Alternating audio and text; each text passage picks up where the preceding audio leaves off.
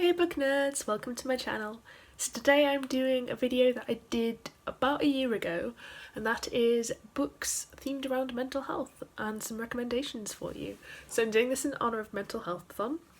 I will link last year's video down below. My recommendations for all of those still stand. But in this year I have read quite a few other books about mental health that I've really enjoyed.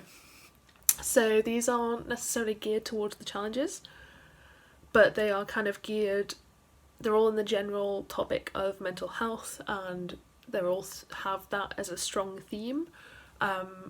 Also a strong explicit theme. I didn't include any books where it's kind of covered, but not necessarily, I don't want to say named, because some of these aren't named, but it's not discussed in detail. It's not a focal point of the story. So that was sort of my criteria for this. I'm going to go through the books, not going to spoil anything. I will try to give trigger warnings as I go, but please, if you have any specific trigger warnings, feel free to ask me. I would rather be safe than sorry.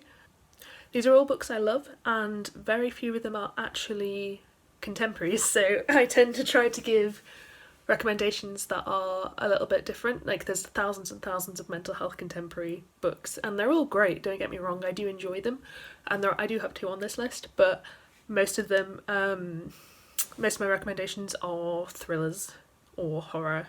Well, I've got a horror, I've got a thriller, got a bit of everything, so that's kind of my other little contingency. So I'm going to start going through the books. The first book is the contemporary, and it is Beautiful Broken Things by Sara Barnard. They also recommend its sequel, Fierce Fragile Hearts. Obviously you have to read this one first. This is about three teenage girls. Two of them have been friends forever. They are Caddy and Rosie. They've been best friends, and then this new girl, Suzanne, comes into their lives, kind of shakes up their friendship group. Suzanne has got a lot of issues she's dealing with. She's got some mental health issues, she's got something that happened in her past, she's not had an easy life, and it's kind of about the reality of making friends with someone like that, and kind of it sort of explores the themes in those ways. I really like this book so much, and the sequel is focused more on Suzanne, this one's kind of focused on Caddy. And the reason I like this is because it kind of takes the typical bad kid at school gets the good girl into trouble, like a new girl at school is like wild and exciting, and then she leads the main character off the rails. It takes that concept and it deals with it in a really realistic way. It kind of explores it in a lot of depth and with a lot of interesting things to say. My heart broke for Suzanne, especially in the sequel. And yeah, I love this book so much. I really recommend picking it up and giving it a try. Trigger warnings for kind of discussions around depression, suicide, self-harm, sort of the things in that area, and also abuse, so those are the ones that I can remember. My next recommendation is actually an author recommendation, but I will link a specific book to it. So the author is Bourne. I have discovered Bourne and jumped right on that bandwagon of absolutely adoring her writing. I think almost all of her books have themes of mental health, but I've not read all of them yet, so I can't verify that. The one I picked to talk about is Pretending. I picked this one because it is her newest one. It has perhaps the most explicit exploration of mental health that I've seen, and also it kind of has green on the cover, which is one of the challenges, so I thought it kind of ticked a lot of boxes. But honestly, I love all of her books that I've read. So Pretending is an adult book. It is the story of a woman who is kind of sick of dating. She has trauma from her past. She was raped, and she now works for a sexual health charity where she has to deal with a lot of people telling her that they were raped and assaulted and various things surrounding that, and she's kind of sick of dating mediocre men, men who don't like her, or who she feels like she's forced to be someone else she doesn't want to be. So she decides to embrace that. She decides to pretend to be the perfect woman, think like the cool girl from Gone Girl, and she picks a guy and she decides that she's gonna make him fall in love with her and then break his heart. And the story kind of goes from there. I really like this book. It's got a lot of exploration of trauma. Obviously, massive trigger warnings for all of the content that I already mentioned surrounding sexual assault, and just kind of general self-esteem. That is quite a huge topic covered here. I know that some people have issues with the ending, and I'm not going to say anything here about it. I do understand those, so this story might not necessarily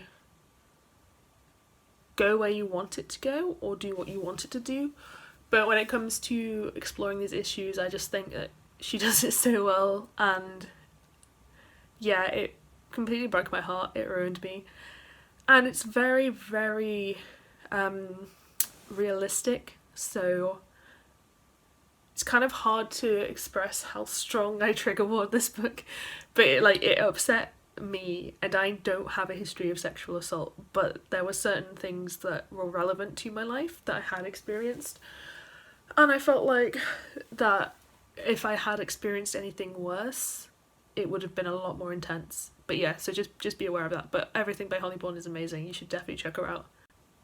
Now we get on to some thriller recommendations. The first one I have for you is Stalks, Kettle Street. This is by John Bowen. It is on Kindle Unlimited, so it's relatively, that's a good way to get your hands on it.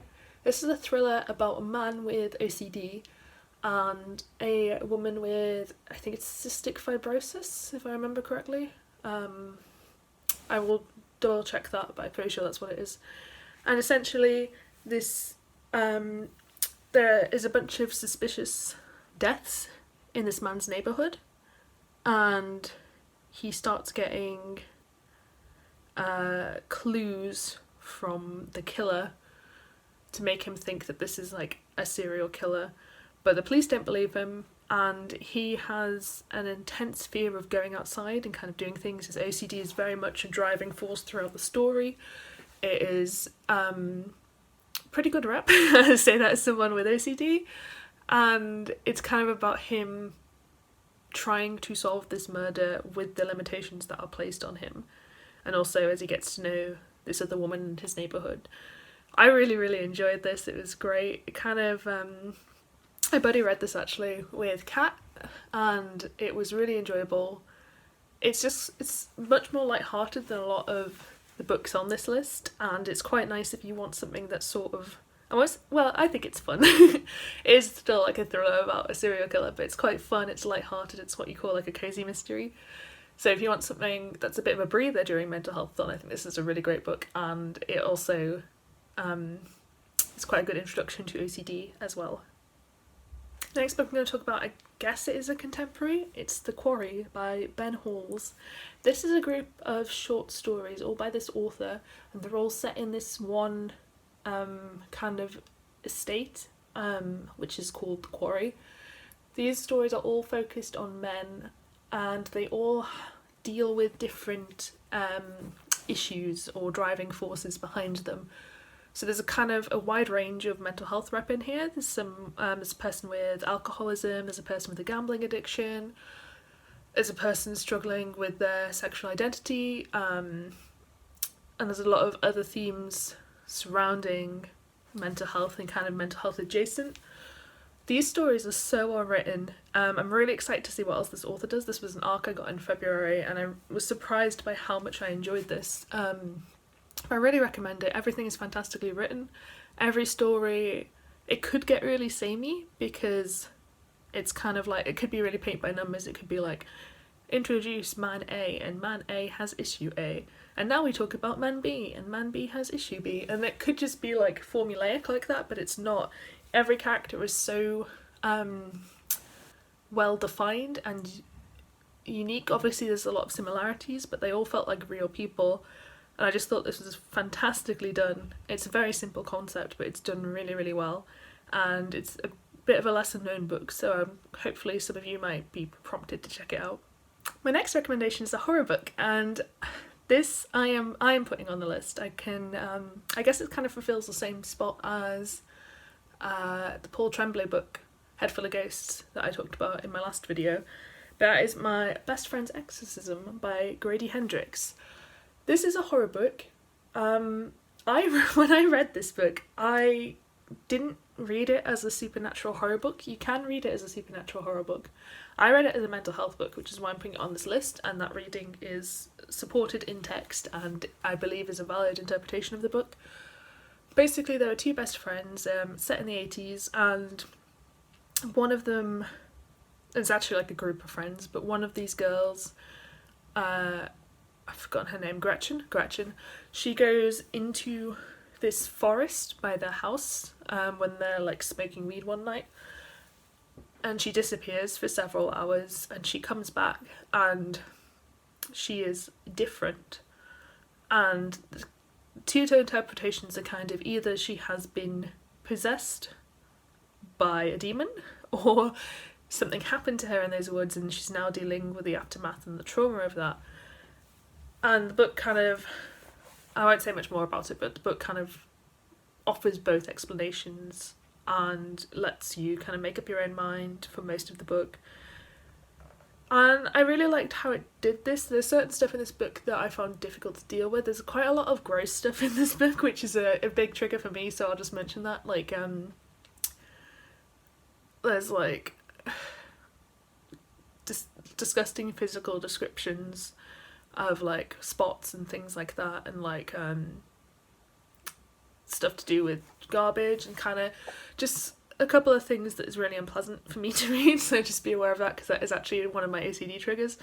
But I think this book is very different to a lot of other mental health books, and it has some interesting stuff to say. I didn't necessarily love this book, but I think it's definitely going to stick with me. I did give it 4 stars out of 5, so I did like it a lot. But yeah, it's not perfect, but I think it's a really good horror book, and it's really good if you want something different from mentalhealthathon. And it just presents things in a really interesting way, and it's quite unique for that. And my final recommendation I'm not going to say a lot about because I can't believe I didn't include this in my last video, but Final Girls by Rley. This is a thriller, very famous thriller, very good thriller. Some people don't like it, I really like it. It's one of my favourite thrillers. This is about a woman called Quincy? I'll call her Quinn, I can't remember which one it is. She survived a massacre and she became known by the press as a final girl, which is a horror movie trope if you don't know, where it's like usually a sole survivor will survive the horror film and it's a female, and she's like an embodiment of purity and niceness and like friendliness kind of thing. So she survived her massacre. There were 2 other women who survived different unrelated massacres, and they all became known in the press as the Final Girls. One of these Final Girls has died, and our main character is suspicious that someone is hunting her. The other Final Girl kind of finds her and talks to her about these suspicions, and the plot kind of unfolds from there. Our main character takes pills to deal with the trauma. She's got amnesia. There's a lot of very kind of varying mental health things surrounding and that happen as plot points in the story. And yeah, I just think it's a really solid thriller. It fits into the theme of mental healthathon, and it's a really enjoyable book. I do associate it more with the autumn, but that's a personal thing. Like, you can literally read it any time of year, and yeah, it's just really a nice, good thriller. So yes, those are all my recommendations for now. Let me know if you've got any recommendations that you think I'd like. Again, particularly, I'm not against contemporary ones. I love contemporary books that deal with mental health, but if you've got any that are like horror recommendations or thriller recommendations, those would be especially appreciated. Let me know what you're planning on reading for Mental Healthathon, and I hope you enjoy everything you read and find some really great books. Thank you so much for watching this video. I hope you enjoyed it. If you did, please give me a thumbs up, it helps me out massively, and I hope to see you next time.